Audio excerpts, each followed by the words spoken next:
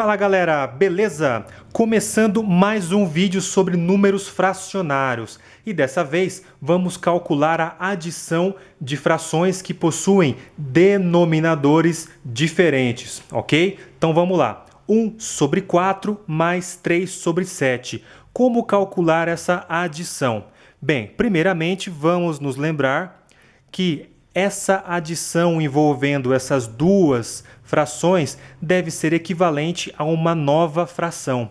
E o denominador dessa nova fração, ele é dado simplesmente pelo mínimo múltiplo comum destes dois denominadores, ok?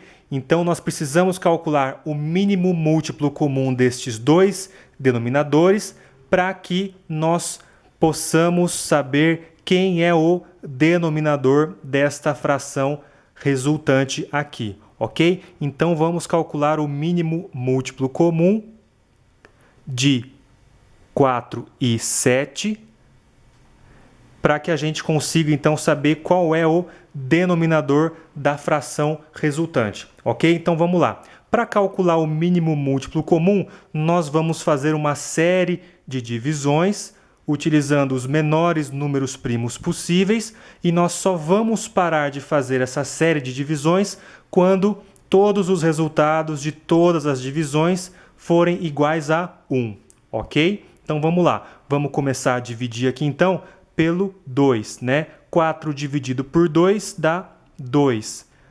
O 7 não dá para dividir por 2, então a gente repete na linha de baixo.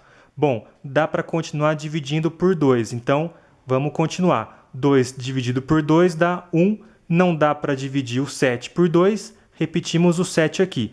Bom, daqui para frente não dá mais para dividirmos por 2. Então, só dá para dividir por outro número primo próximo, né? Por 3 também não dá. Por 5 também não dá. O próximo número primo, então, é o 7. Então, dá para dividir por 7. Então, 7 por 7 dá 1.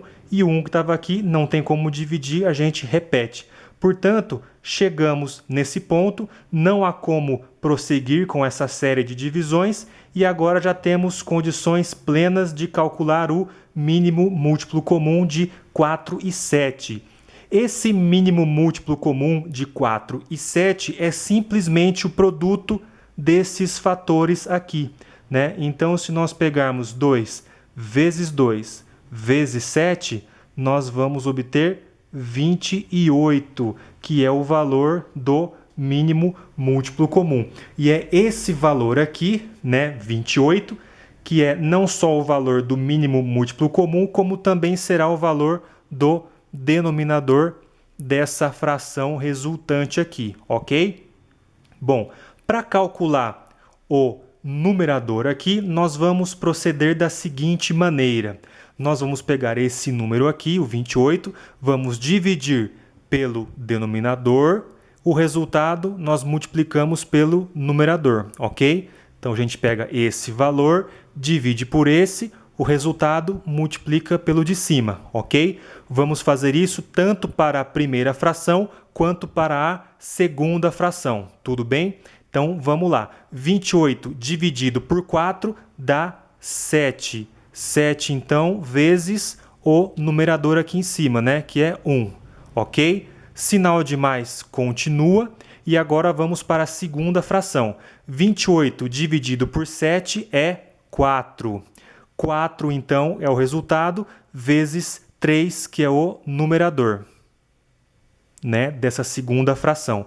Bom, agora já estamos, de certo modo, já encaminhados para a resolução dessa nova fração aqui.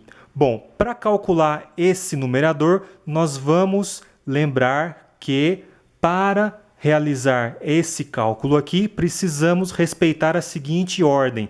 Primeiro, vamos resolver as multiplicações. Depois, nós vamos resolver a adição, ok? Então, vamos lá. 7 vezes 1, 7. Sinal de mais continua aqui, correto? 4 vezes 3, 12, ok?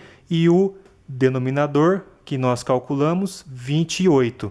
Portanto, a resposta dessa adição, a fração que responde a essa adição aqui é a seguinte: o numerador dela vale 19, correto? E o denominador dela vale 28, ok? Então, aqui está a resposta para a nossa adição, beleza?